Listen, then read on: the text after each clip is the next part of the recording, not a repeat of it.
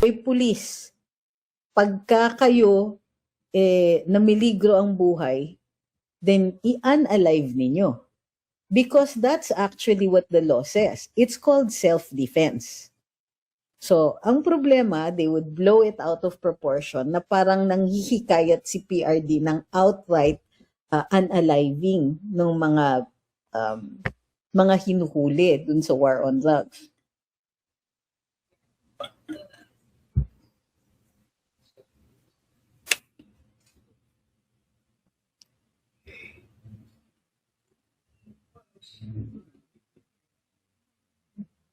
Sabi ni PBK, di ba pwedeng kasuhan ng slander, defamation para makahingi man lang ng danyos? Actually, yung paglabag sa kanyang mga karapatan, pwede na yon eh. Di na kailangan mag-allege ng libel kasi yung hindi siya binigyan ng due process, hindi siya dinala sa hukuman dito sa Pilipinas bago siya inilakad sa Hague, that may damages na doon. Pero civil case yan.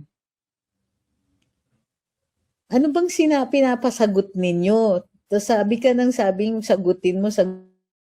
Wala naman ako nakikitang tanong. Sabi ni Ma'am Maria Teresa, meron kasing reward pag naka-unalive nga. So, kailangan patunayan nyo yung policy na meron ngang ganon. Okay? So, ang tingin ko dyan is, wala silang evidence of that. Assuming na totoo yan, ha? Kasi even if it is true na mayroong ganyan, they still need to present it and prove it. The existence of the policy. Importante yan.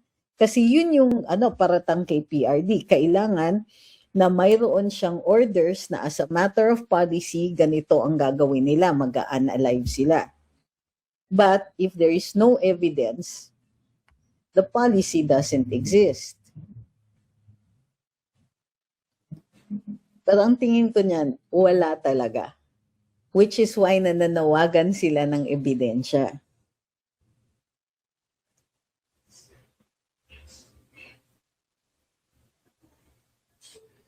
Sabi ni Datukan, kung ina-allow nila sa ICC ang testimony online, bakit sa Pilipinas hindi allowed? Yan po ang tinatawag nating soberanya natin. Tayo ang nagde-decide kung paano natin i-govern ang sarili natin at kung paano tayo magde-decide kung sino yung mga pananagutin sa ilalim ng batas. We make our own laws. We make our own rules. Ang nagkakapare-pareho tayo dun sa mga principles. Pero iba-iba yung mga detalye ng ating mga batas.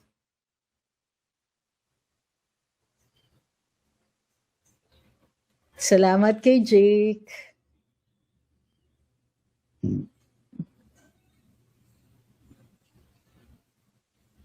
Sabi ni Francisco Fuertes, baka si Rafi ang idol ninyo kasi mga dilaw at pink ang nag-comment dito. Ha? Nasaan ang mga dilaw at pink dito? Sino si Rafi? Pangalan ng anak ko yan.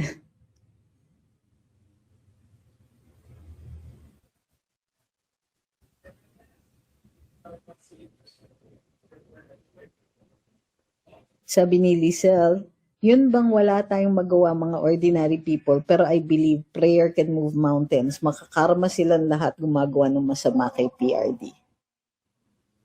Sabi ni Ma'am Maria Teresa, may mga interview and declaration siya sa media, but is that a policy? So, minsan yung mga figures of speech, tapang-tapangan, is that a policy? No, because the PNP has a memorandum doon sa kanilang mga opisyales on the conduct of the war on drugs. Meron tokhang memorandum, alam mo ba 'yon? So whatever you say, kahit sabihin ninyo, ganito yung sinabi niya, ganyan sinabi niya, yung existence of the written policy will trump that. Or mas malakas yung mga ganon. Of course, the court will still probably consider the spoken statements. Pero kailangan ipatunayan na from the President to the PNP, yung PNP took that into consideration. Kumbaga, they considered it a command. Now, ito yung sinasabi namin kahit dati pa. Alam ng PNP kung ano yung batas. So even if the President says, oh, ganito gawin ninyo, they still have a choice. And that choice was actually embodied in a memorandum delineating what the obligations or the expectancies of the conduct of police officers were.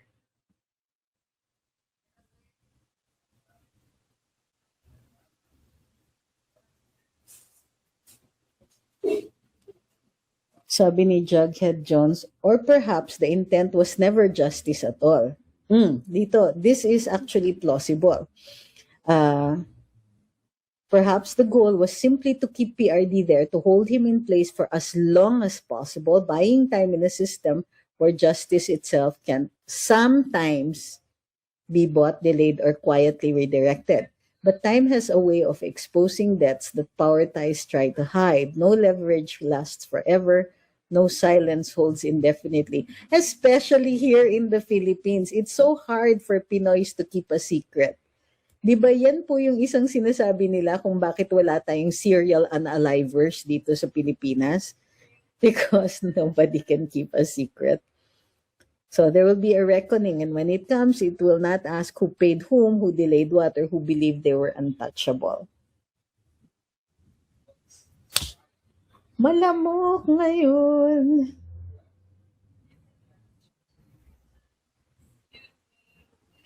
Ma'am, huwag po kayo mag-all caps. Sabi ni Ma'am Maria Teresa, being a president, he should be responsible. He is talking to the masses. Sa totoo lang, ma'am, you could have made him responsible for that. You could have filed an impeachment complaint. Even if it would have lost, you would have put it on the record. But nobody did. And as a matter of fact, he was applauded in many of his statements. So, di ba? You could have been or are probably still a voice crying out in the wilderness, telling us what he should have done when he was president. But how effective is that? When we choose our leaders, we set the standards as well. Diba? Look, we elected BBM and he has not lived up to our standards. So he's unpopular. He is, people are angry at him as a matter of course. With PRD, he could have said anything and people would have applauded. Why?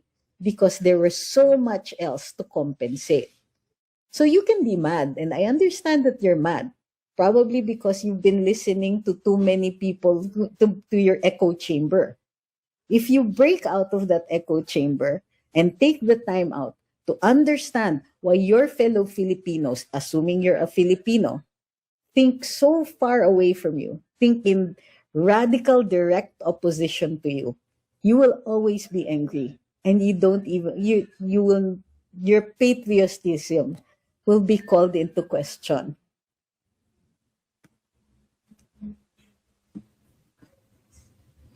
So, di ba?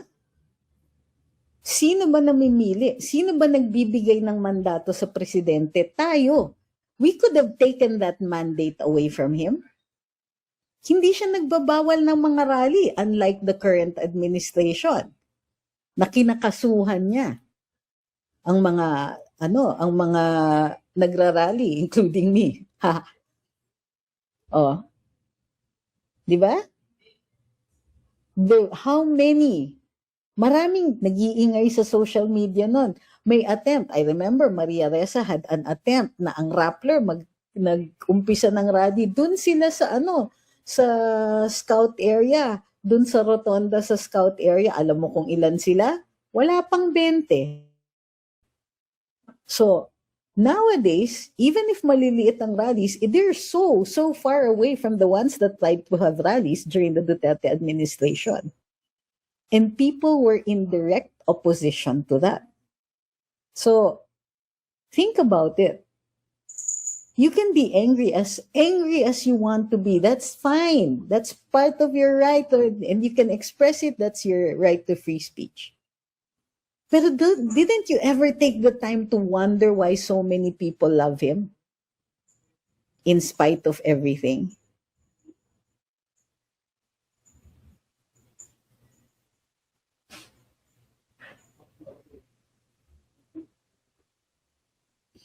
Sabi ni Nino, yung pagbigay ng statement sa ICC only can be anonymous at di pwedeng pakilusin ni Conti o ng admin ng mga troll army nila.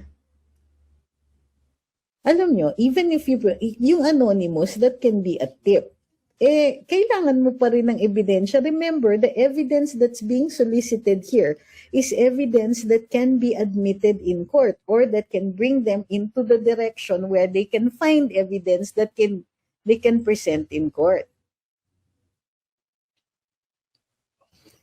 Hindi po, okay. Ano kaya pwede gawin ni Attorney Kaufman lalo may fishing expedition ng prosecution? It's not a fishing expedition.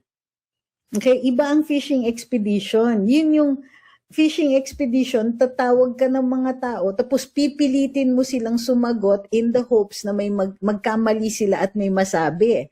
That's practically adversarial. So dito, it is okay. Even dito sa Pilipinas, it's okay. Kunwari, o nakaano na ng probable cause hearing, nakadetain yung akusado, pwede pa rin maghanap ng ebidensya until umabot dito sa Pilipinas hanggang umabot sa pre-trial. Sa ICC kasi, yung pre-trial, yun yung equivalent ng piskal natin. Dito, ang pre-trial, nasa harap na kayo ng hukuman. So, until the time na mag-submit ka ng pre-trial brief, pwede kang maghanap pa rin ng ebidensya. Ganun talaga. Kasi madidetain ka sa reasonable grounds lang plus flight risk. Yun yung formula. Ibig sabihin, kahit mababa pa yung quantum of evidence, basta umabot sa reasonable grounds, madidetain na siya. This is not a fishing expedition. It is a pre-trial chamber, wala pang court. And yes, they can look for evidence even at this stage. The fact na naghahanap pa rin sila ng ebidensya hanggang ngayon should be good news for us. Na? Kasi ibig sabihin, kahit sila, nakukulangan sila. Di ba? Sabi ni yours, excited sa Blue Ribbon Committee manood this Monday. Naku, busy na ako sa Monday. Meron akong filing sa Tuesday eh. So, hi KDM, maraming salamat po.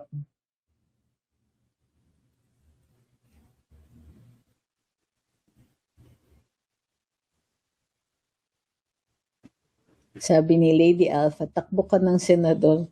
Sino naman hold upin natin para magkapondo para dyan?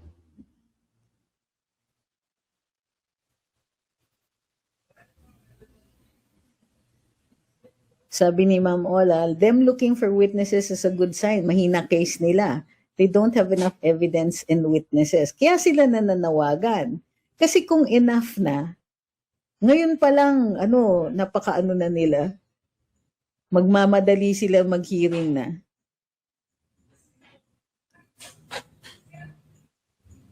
Sabi ni Victor, no term in office is forever. However, damages have been done. Pray that God intervenes, of course.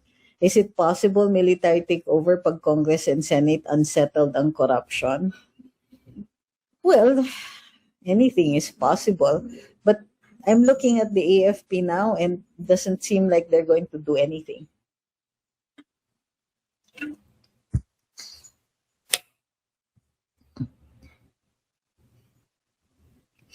Yun, sabi ni Maisug 14.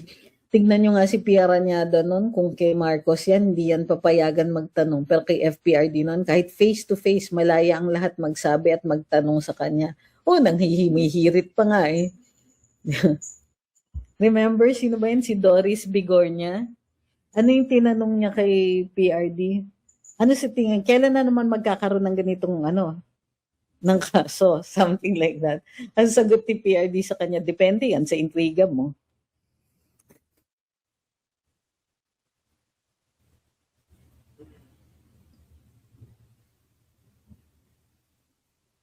Sabi ni Mayo, nag-apply ako dyan eh, pero maganda ang sasabihin ko tungkol sa war on drugs si dati. Di ko. Basta huwag kayong magsisinungaling ha, kasi perjurious yan. Sabi ni JMCB, naghahanap ang ICC ng evidence, hindi nag-head count, hindi lahat ng ire-report doon ay may bilang, walang kwenta ang false doon.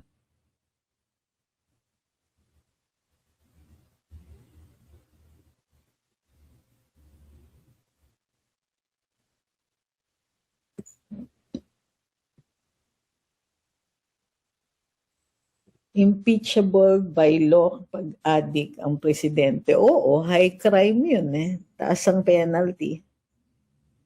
Pero kailangan yun ng ebidensya at kailangan maniwala ang Kongreso.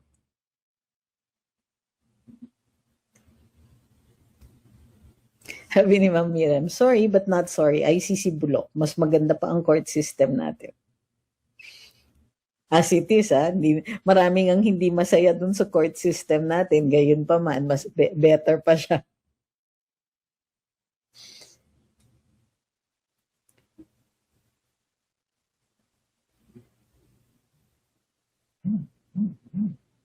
Sabi ni Dos por Uno, si Ate Clay, nakahanap ng katapat dahil siya mismo po mahilig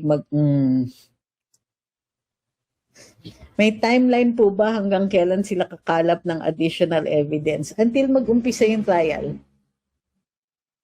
Alam niyo yung napapanood niyo sa TV kahit last minute, Your Honor, we have ganito. Hindi yan parating pinapayagan ha, kasi may mga rules on discovery, kung kailan niyo pwedeng gawin, except pag yung evidence is exonerating evidence. So, yung defense, kahit during trial, pwede ka pang magpresenta kung yung ebidensya ay posibleng makapag-absuelto.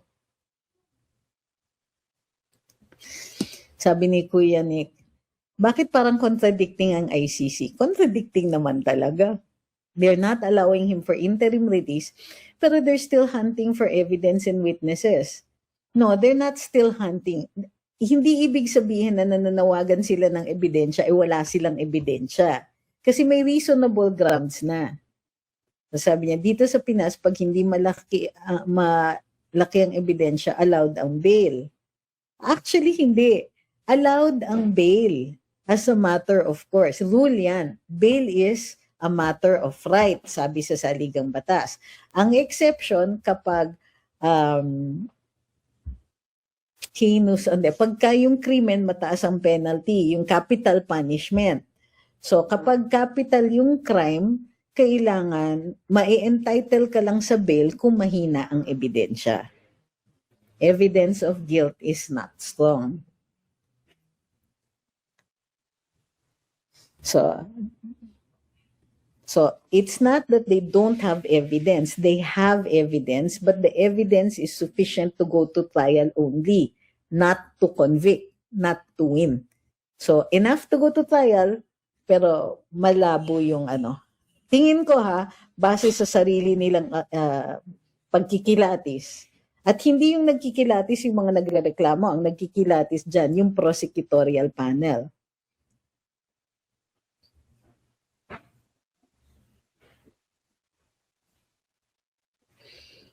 So, huwag kayong, kumbaga, nakikita ko kasi daming nagagalit. Pero ang totoo niyan, iniisip ko, wala silang Ibig sabihin, ang laki ng chance na absuelto si PRD.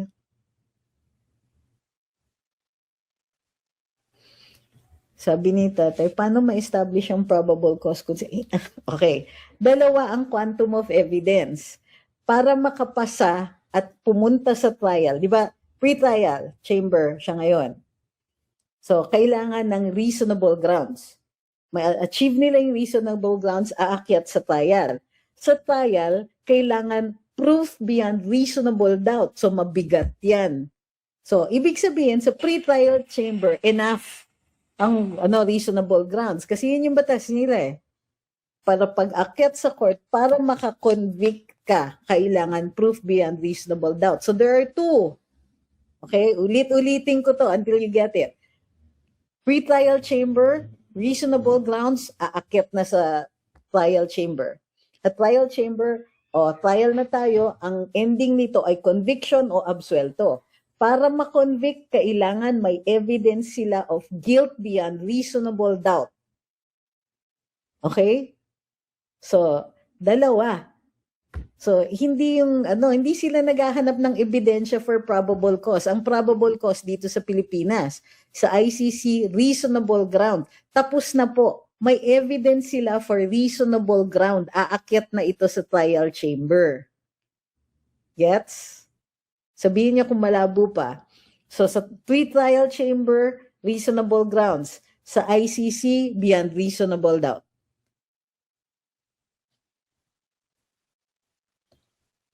Thank you kay Nurse Lou. Sabi ni yours, nga attorney, natawa po ako sa sagot ni PRD. Depende sa intriga ni Ma'am Doris. Hi kay Bot. Thank you kay Sir Jake. Uy, dito si Sir Jake, maraming salamat. Sabi ni Gracia, okay, who's fighting with whom? Sandali lang po, one of my girl cats is crying. Sandali lang. Who's crying? Who's there? Sir, go. Sino maaway? Go. See if Kiba is okay. Go. That's your job. Okay ka na? Wala na? Dumungaw ka lang sa bintana. Sit down. Sit. Okay, now lie down. Lie down. Good dog. I love you. Be good kasi. Sorry, si Sir Barus yun. Sabi ni Ian, opportunity pala yan para makapunta ng libre sa Netherlands. Grabe kayo mag-isip. Sabi ni Ma'am Gracia, baka nga pag may nadapa namatay, nadapa na unalive, i-count nila yun sa katangan nila. Actually, remember, nung nag-umpisa yan, anong ginawa ng Inquirer? Meron silang count. Meron silang countdown ng mga ganito. Until nahuli sila, binibilang nila pati yung mga hold-up, pati yung mga hold-up victims, yung mga yung isang, yung babae ba yun? Na may nang hold-up, tapos nabaril, nabang-bang siya. Tapos, ayun, binilang ba naman dun sa war on drugs?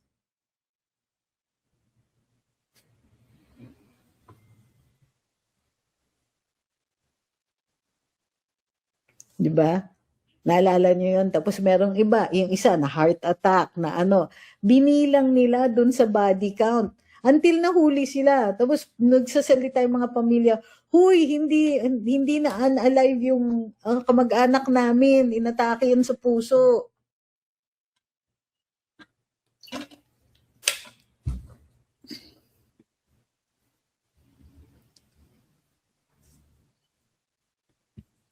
Sabi ni Ma'am Susan, dapat i-appeal na over ICC's head. Wala pong ganun. Kasi it seems kontsabahan nangyayari between ICC and current admin. Wala pong ganun. And by the way, hindi natin alam if it's the ICC. Kasi nga, right now, the case is in the pre-trial chamber. Hindi pa involved yung trial chamber. Hindi pa involved ang iba. So, it's possible. When you say ICC kasi, is it the whole thing? Is it as a matter of policy? O it's just the pre-trial chamber? So, we have to also be careful kung saan natin ina-assign ang blame dyan.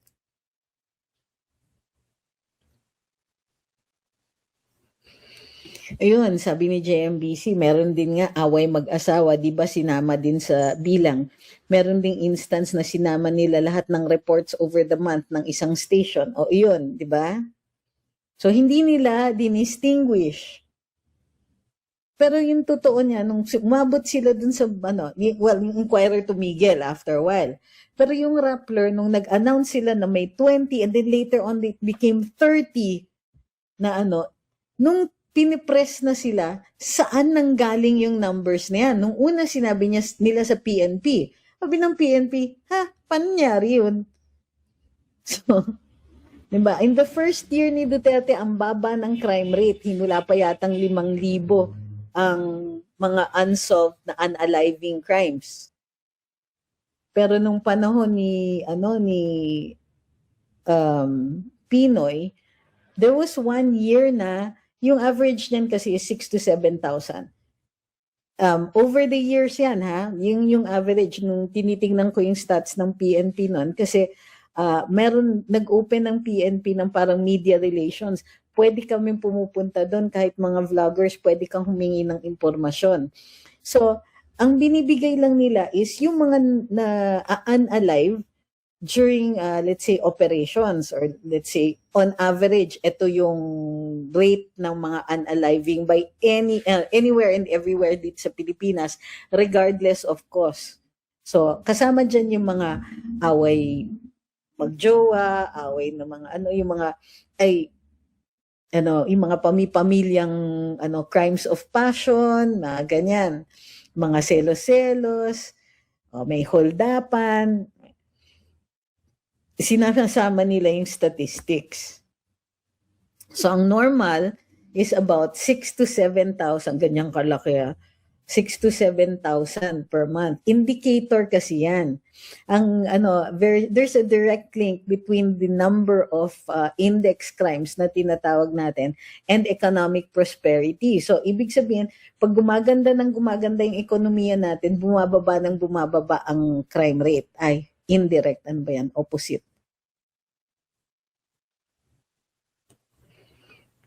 Ma'am, ano yung ASP? Paki-spell out po.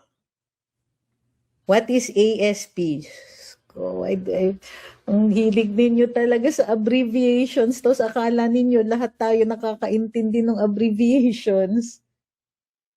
Kasi sa amin, ASP is Archaeological Society of the Philippines. Yun ang pagkakaalam ko. So, ano po yun?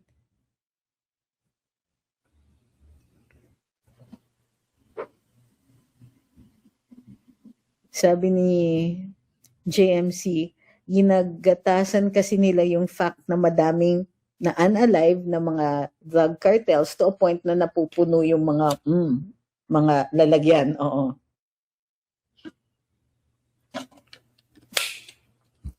Kinakount din doon yung pagka-drug cartel versus drug cartel, nag-unalive sila ng isa't isa. O talagang tataas ang body count. Diba?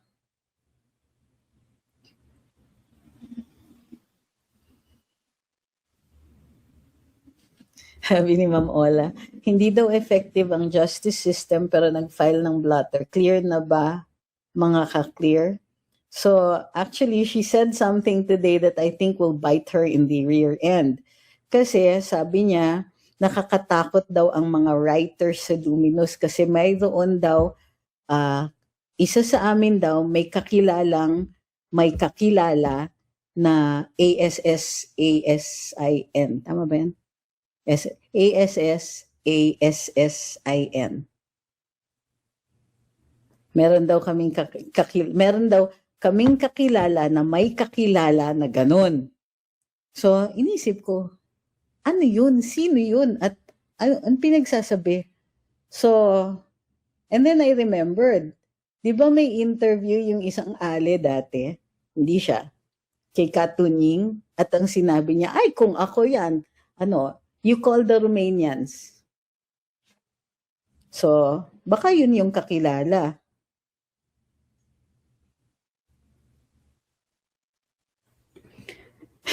Sabi ni RC, di po ba abogado din ang mga prosecutor ng ICC?